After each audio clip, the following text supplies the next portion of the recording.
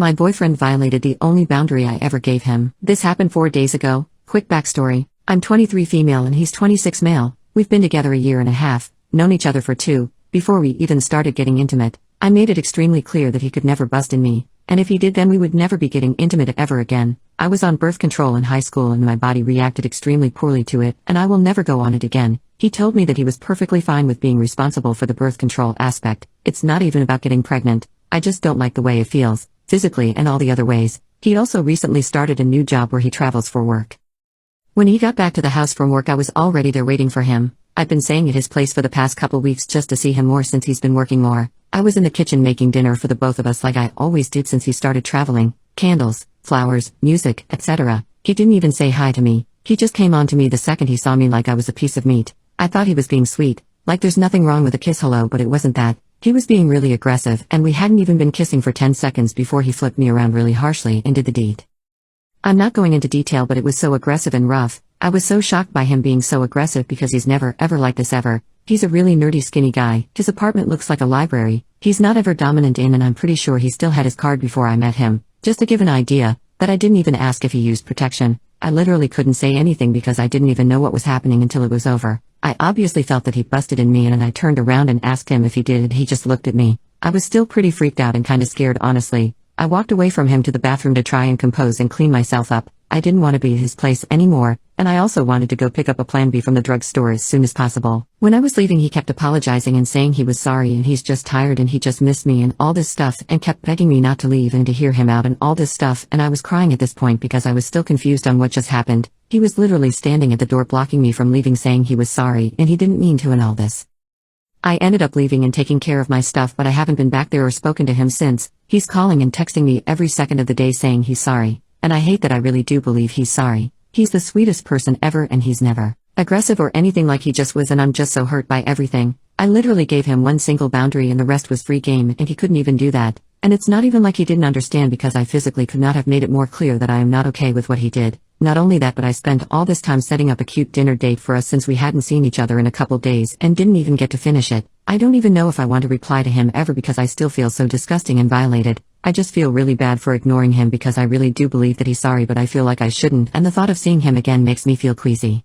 I took my little brother, who has an eating disorder, out to a bar today. My brother, 18 male, has struggled with an eating disorder called ARFID all his life. To those unfamiliar with the condition, it is not based on his appearance or the desire to lose weight. It is based on food color, texture, flavor, etc. Most of the time, he survives on his very few safe foods, pasta, bread, some varieties of cheese, some types of cookies, tomatoes, and some other stuff. It is very restrictive. My mom has always tried to make him try other things, but he gags as soon as he puts the food in his mouth or even before that. I, 23 female, have struggled with another eating disorder, so I never pressure him into anything, and I feel like he feels safer around me in that aspect because he has tried things I cook out of his own will, although they're usually bland things or similar stuff to his safe foods, but today was different, very different.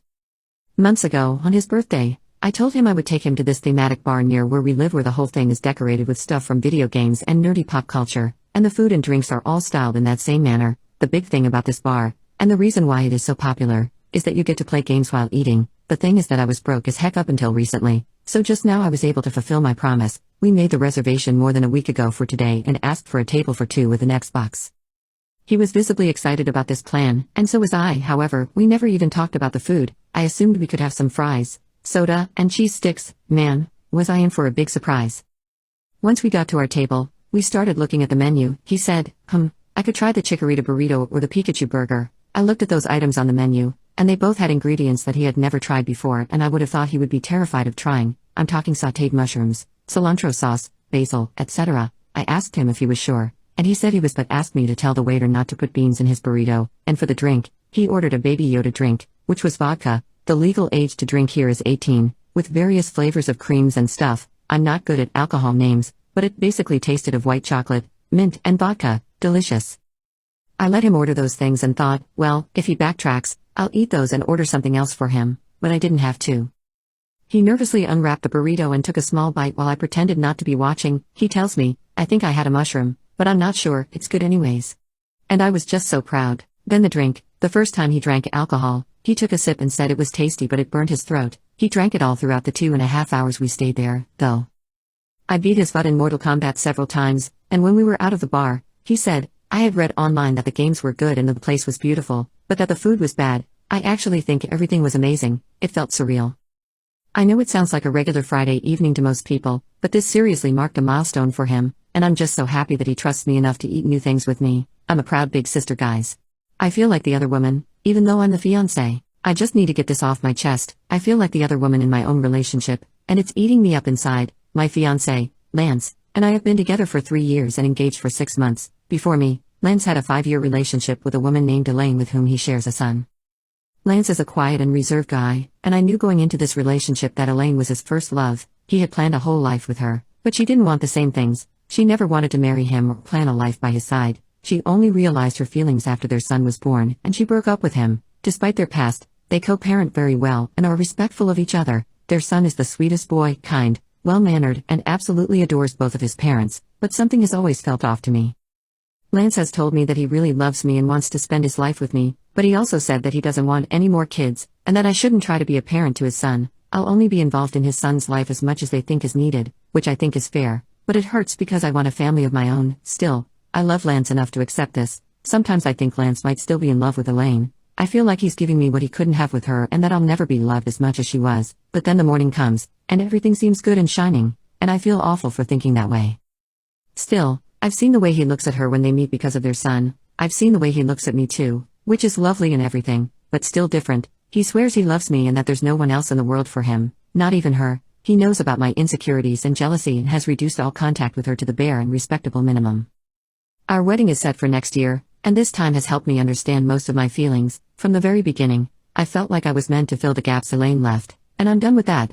I want a full life, a happy life, with kids, with someone who looks at me with real love. I plan to sit him down in a few days and lay the cards on the table. I'm not willing to compromise anymore, and I'm certainly not going to feel like the other woman in my own marriage. I feel happy and determined, even brave. It took me so long to realize it. If he's still adamant about certain aspects of our relationship, I know it's time for me to go. I blew up my wedding by uninviting my groomsmen. How do I fix things? 2 weeks ago I had my bachelor party. I was very hesitant about having one in the first place, mainly because I don't like the connotation and expectations behind a traditional bachelor party. My best man and all my groomsmen knew this. We've known each other for a very long time, since childhood, and we're all super close. My groomsmen are 28 male, 29 male, best man is 25 male. Before I met my fiancé, I was not a good person. I manipulated and used women, intimately and emotionally, all the time, and thought it was cool and fun. This was partly because of my, then, unresolved trauma from women in my childhood.